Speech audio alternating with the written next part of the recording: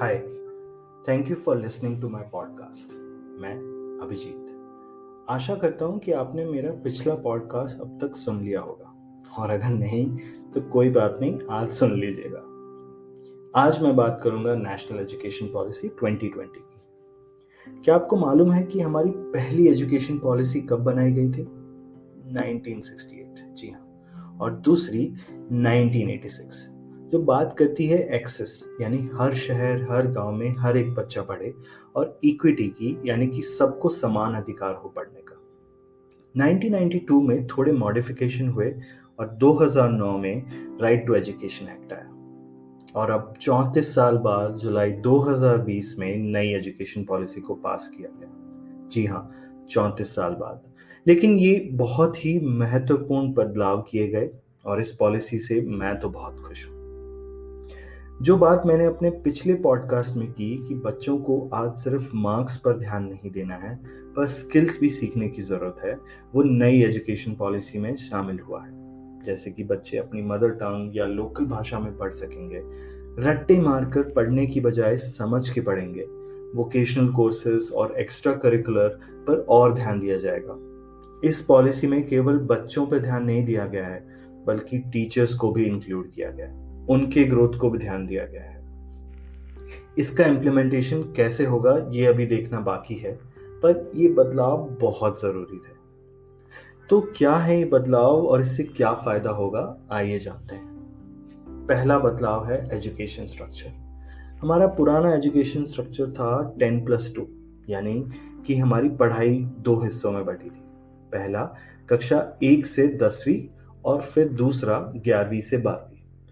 इस स्ट्रक्चर में बच्चों पर बोर्ड्स के टाइम पर काफी प्रेशर होता था।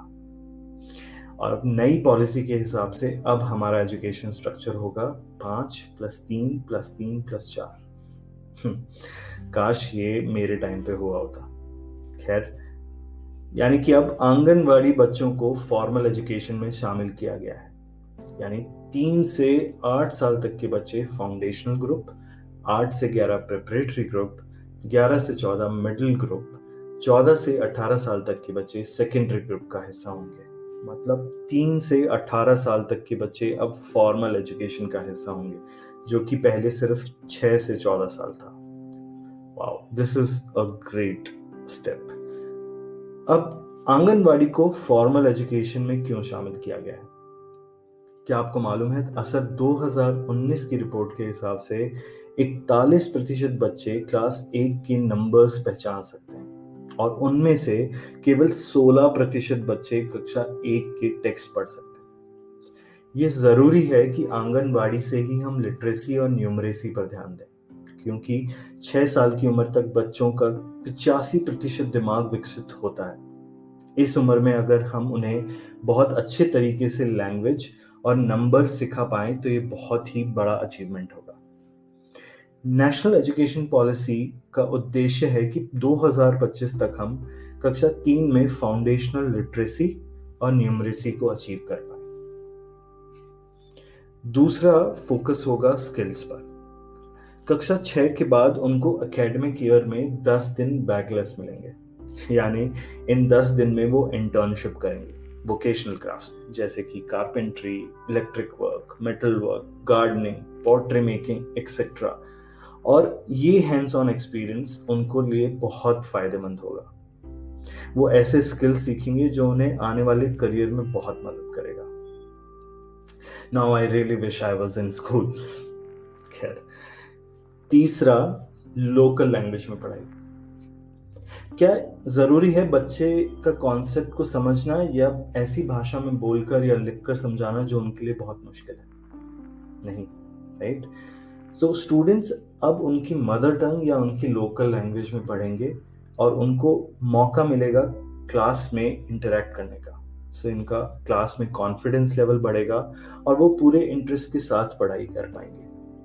लोकल लैंग्वेज अप्रोच कुछ संस्थाओं ने सरकार के साथ मिलकर गवर्नमेंट स्कूल्स में इंप्लीमेंट करना भी स्टार्ट कर दिया है, और उसके काफी अच्छे रिजल्ट्स आए हैं। हायर एजुकेशन में भी काफी चेंजेस हुए हैं, जहाँ पे मल्टी डिसिप्लिनरी सब्जेक्ट्स पर ध्यान दिया गया है। यानी कि फ्लेक्सिबिलिटी ऑफ चूजिंग सब्जेक्ट्स। बच्चे जिस एरिया में इंटरेस्टेड हैं उससे रिलेटेड अपने सब्जेक्ट्स चुन सकते हैं। यानी कि अब साइंस, आर्ट्स, कॉमर्स, ह्यूमैनिटीज का एक स्ट्रिक्ट डिवीजन नहीं होगा। स्टूडेंट्स अपने पसंद के सब्जेक्ट्स चूज कर पाएंगे। मेरा तो अब मन कर रहा है कि मैं वापस स्कूल में एडमिशन ले लूं, आपका नहीं कर रहा। खैर, टीचर्स के लिए भी काफी बदलाव हुए हैं। बाय 2030 बीएड कोर्स एक कंपलसरी रिक्वायरमेंट होगा स्कूल्स में पढ़ाने के लिए। टीचर्स के लिए मेरिट बेस्ड स्कॉलरशिप स्थापित की जाएगी जो उन्हें 4 साल के बीएड इंटीग्रेटेड कोर्स करने में मदद करेगी। और टीचर्स का निरंतर प्रोफेशनल डेवलपमेंट होगा जो उन्हें स्कूल में इफेक्टिवली पढ़ाने के लिए हेल्प करेगा। और टीचर्स अब एडमिन काम नहीं करेंगे, वो सिर्फ एजुकेशन रिलेटेड काम ही करेंगे स्कूल्स में। ये चेंजेस तो बहुत अच्छे हैं, पर आपको क्या लगता है कि सिर्फ ये चेंजेस करने से एजुकेशन में कुछ बदलाव आएगा? खैर, ये तो समय ही बताएगा। हालांकि हाल ही में आए यूनियन बजट में ये 15,000 स्कूल्स को मजबूत बनाने की बात की गई है ताकि वो मॉडल स्कूल्स बन सकें। और ये काफी महत्वपूर्ण कदम है नई पॉलिसी को इम्प्लीमेंट करने के लिए। लेकिन तब तक आप और हम क्या कर सकते हैं? क्या हम कुछ ऐसा कर सकते हैं जो हम क्लासरूम में इम्प्लीमेंट कर पाए जिससे बच्चों को फायदा हो? कुछ ऐसा जो क्लासरूम में आप इंक्वायरी बेस्ड अप्रोच को इंक्लूड करें, रोट लर्निंग के बजाय कॉन्सेप्ट समझने पर जोर दें और स्किल्स को महत्व दें क्लास में। क्या इसके अलावा आप कुछ और ऐड कर सकते हैं क्लास में? मुझसे अपने विचार जरूर शेयर करिएगा। मैं मिलूंगा आपसे अगले हफ्ते एक नए टॉपिक के साथ। तब तक के लिए अपना ध्यान रखें। नमस्कार।